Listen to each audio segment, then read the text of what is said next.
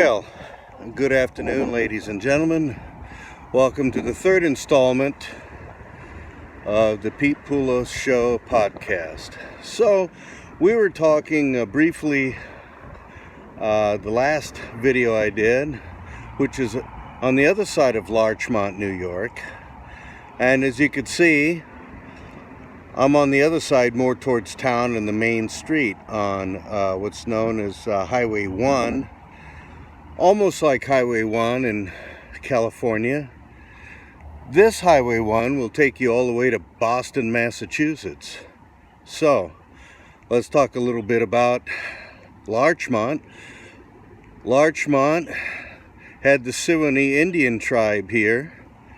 As the Dutch arrived in 1614, they discovered this area. It was incorporated a few years later.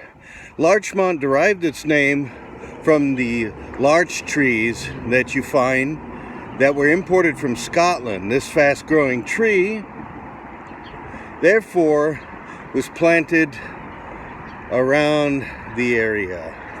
Now, there's the Dutch and Scottish ties to the town. They're still here, and there's other folks that have been a large part of the area for a while. Take, for instance, the congregation Selim Yaakov. Now, with today's things that are going on right now, you'll notice that their services are canceled due to the concerns of the coronavirus. So, since I'm talking about historical things in nature, the only other thing that could come close to what everybody is talking about with this coronavirus would probably be the 1918 Spanish flu. It was a highly contagious disease that took out a large portion of population. And unfortunately, these days, we're also faced with yet another disease that has come. We've had basically our fights with diseases and epidemics through the years. But anyways, this is what you will see when you come to Larchmont, New York. There's a lot of older historical buildings. This over here is the police and fire department right off of the main road. This town is approximately about 4, maybe 5 miles from my new hometown of New Rochelle, New York. As you can see on this busy thoroughfare through town, the main street, Post Road, or also referred to as Boston Post Road. And again, it is also the road to Boston, Massachusetts. Now, if I zoom in here a little bit to save myself some time, you'll see the sign there that says Highway 1. There's a variety of small shops here, as you can see.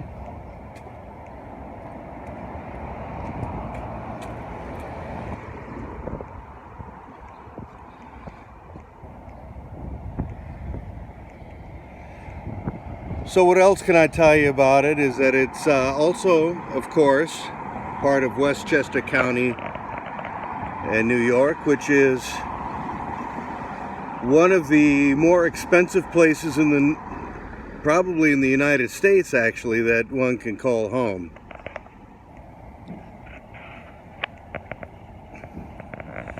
As the weather's warming up and it's approximately 67 degrees, you'll notice that there's probably more and more people out and about doing their thing now, walking their dogs, going out for walks, jog, anything of that nature. Despite this outbreak of coronavirus, life goes on. Well, let's walk across the street here.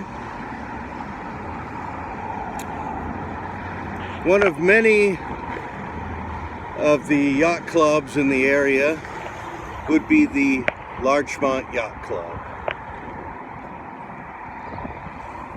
So, other things that you'll find in an older town such as this is that these things will still exist from the water system here. And as you can see from this panel, it's in pretty good shape from 1932.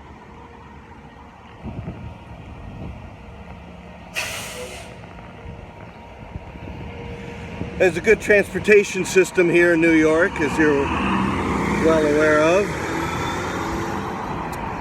There are buses, there are the subways and the train stations, and the New Haven line is one of them. Here's an interesting point. This old milestone here will tell you that you're 21 miles from New York City. And a little information plaque is right down below.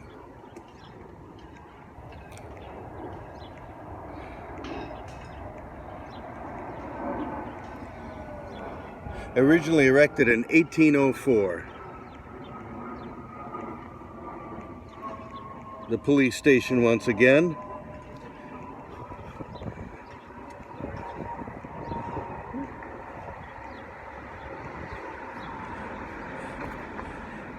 You'll run into a few of these signs in the different townships. As you can see, Larchmont Manor. There's a little history for you. Thanks to the Larchmont Historical Society, which still maintains a good presence here. More of the old buildings and architecture that you'll see.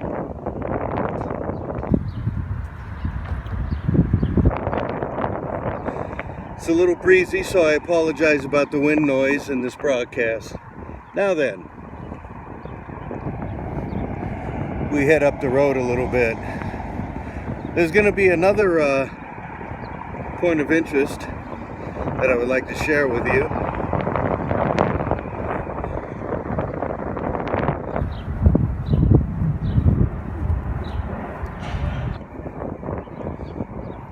So stay tuned. I'm getting to that area now. I'm taking one of those jaunts, so to speak, on foot. I had to drop my vehicle off at the repair shop. But anyways, here we are. So, this, right across the street from a tire shop, is an old Quaker cemetery. Another one of those old historical places that has unfortunately fallen into quite a disrepair.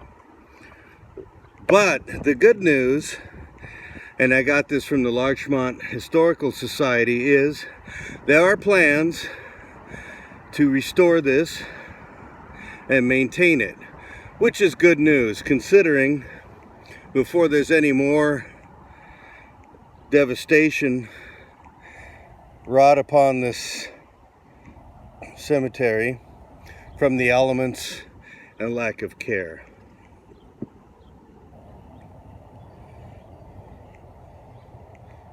You can see many of these old monuments, some being so old and weathered, you can't even read them anymore, or broken, unfortunately.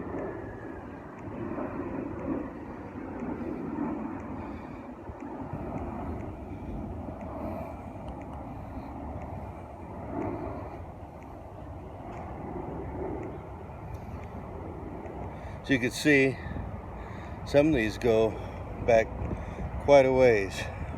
And it is of concern because you don't just throw people away or things. Back in my hometown of Sacramento,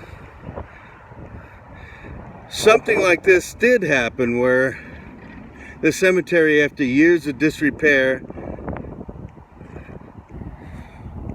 was excavated one day to make room for what is now Sutter Junior High School in East Sacramento. Not far from where the Alhambra Theater once stood, where a Safeway supermarket is now.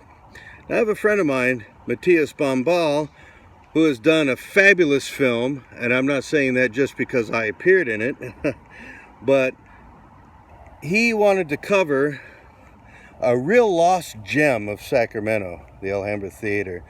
But anyways, getting back to what had happened at what was known as the New Helvetia Cemetery. It was a very, very old cemetery, pretty much like this in some ways. And unfortunately, they desecrated it, dug people up, and just threw everything, or what we were told was all the remains, into a mass grave at East Lawn Cemetery on 43rd and Folsom, where I have many ancestors and some friends that have been buried there. So as I'm walking the grounds of this, you can see what years and years of just not taking care of anything. You can't tell who's where now. And this is really in a way almost like a criminal negligence. These are people's family members, ancestors, and some of the original settlers of the area. And the unfortunate aspect of it all too is, how do we know, in the case of where some of these stones have shifted, if the remains are really there anymore? I mean, or in other words, how do we know that the stones mark the actual spot now? Because it's been so many years.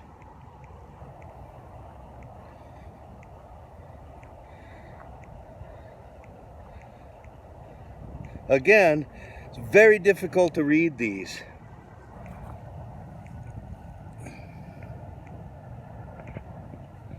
As a matter of fact, I know by the lighting it's very tough to see, and I apologize. This person here died June 22nd, 1856, aged 73 years, 10 months, and 20 days. We can't really see. You have a better idea here. So Margaret S. So with this video document I'm making here, I think this highlights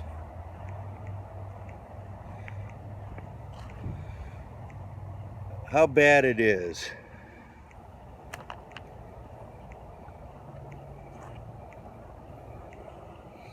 Unreadable, broken, scattered, worn. I mean, look at this.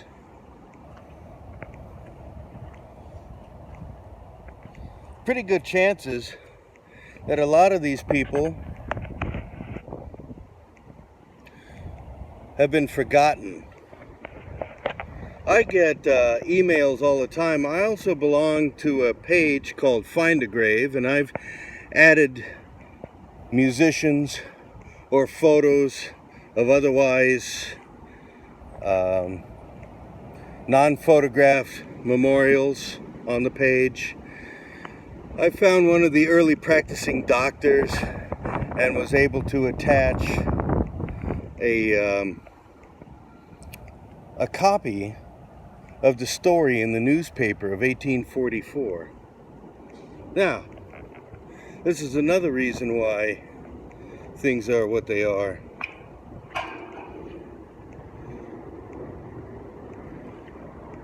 Kids come in here, drink and party, I guess.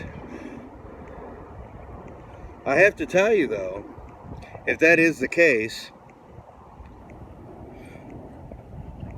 I say that, one, to drink in a cemetery and party is one thing, but they've been pretty fortunate that there are no cases of vandalism like what has befallen the old city cemeteries, Sacramento, which always seems every so many years to suffer desecration of some kind.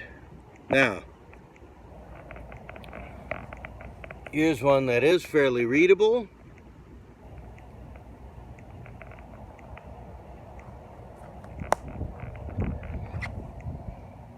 There's a few of them.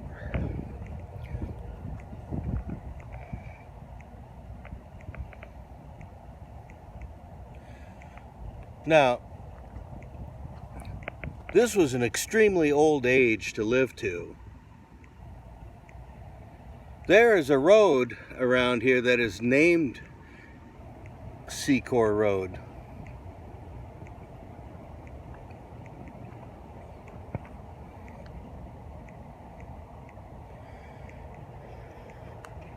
But as I said before in a previous video, time is of the essence. Before this all disappears and crumbles away, as it's been starting to for so long. Hopefully, they'll take care of this. So today, I want to thank anybody who took the time to watch this. Thank you for watching my third podcast. And taking a little walk with me through a historical cemetery, very old cemetery, and something that could use a little help. Again, this is just right off of Boston Post Road in Larchmont, New York.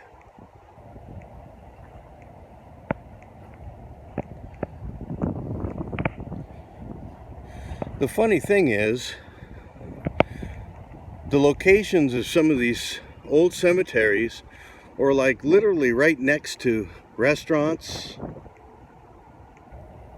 and houses. Now you'll see this again citing East Lawn Cemetery in East Sacramento, because the houses came right up to the fence line of the cemetery, pretty much like this.